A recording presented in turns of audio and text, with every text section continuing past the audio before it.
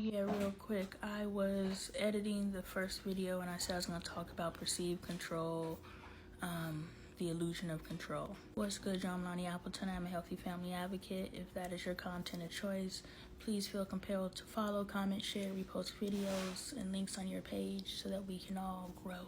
I'm just sitting here thinking, and I'm like, I told Trey my last video was my last video, even though I don't think he's listening to me. He has his earphones in, and even that is cool. You know what I'm saying? He found his workaround. He's like, this girl ain't gonna stop recording videos, so I'm just gonna put my headphones in. It didn't have to be an argument, and that's what I was thinking. I was like, I told him my last video was my last video, and then when I picked up my phone to record this video, he could have been like, you said your last video was your last video. And we could be arguing. Like, there's people who argue about that stuff because they need to control. And it's not that you have control if they comply. It's just that it's easier to yield to you and continue listening to your fucking mouth than to try to enforce our rights to be human. And the same person who's trying to bark their control is the same person that is enforcing their right to be human. So the hypocrisy of it all, right? So anyway, the perceived control is, I was telling Dre, I watched a therapist at Caden's speech therapy manipulate the shit out of my son, and it was beautiful. I was like, see, she's not in a position of authority. She's not a parent. She's one of the only adults that he's been around outside of his parents. And so she can't bully him into compliance. She has to work with him to get him to comply. And maybe that's why I put him in speech therapy, so I could observe that and then come and tell you guys and somehow internalize it and figure him out. But anyway, I was watching that. Do you see how life is a classroom? And if you are not taking every minute and soaking that up and seeing how you could use it, you are wasting your life. But anyway, I'm sitting there and I'm peeping game and I'm watching her manipulate the fuck out of this little boy. And he is complying because he thinks he's in control. And so I was like, boom, that's how you get Caden. We have been trying to bully Caden into compliance. And Caden is like beating his chest like, y'all niggas ain't gonna make me move. I think it was Samson in it. I ain't moving. We cut his hair and that just gave him more power. And so that therapist taught me that you have to release control to gain control. All right, y'all, we were talking to Control Lie earlier this year whenever I asked Spirit to teach me about control.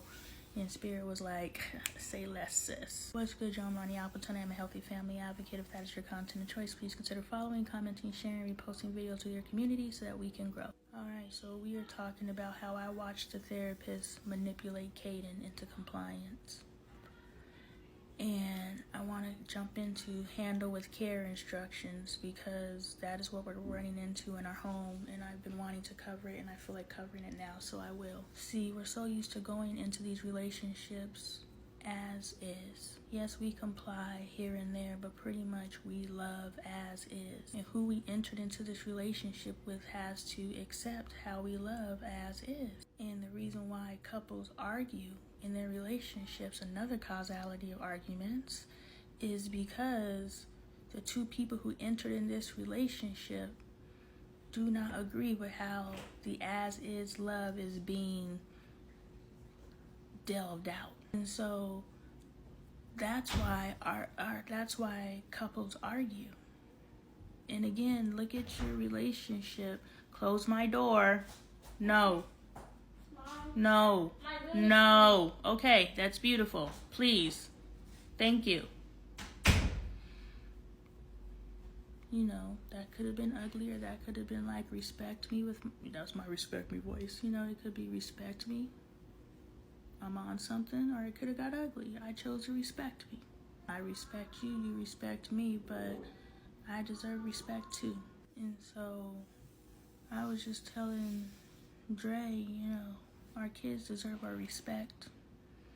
They shouldn't earn our respect when they turn 18. Why does our child have to wait until they turn 18 to earn our respect?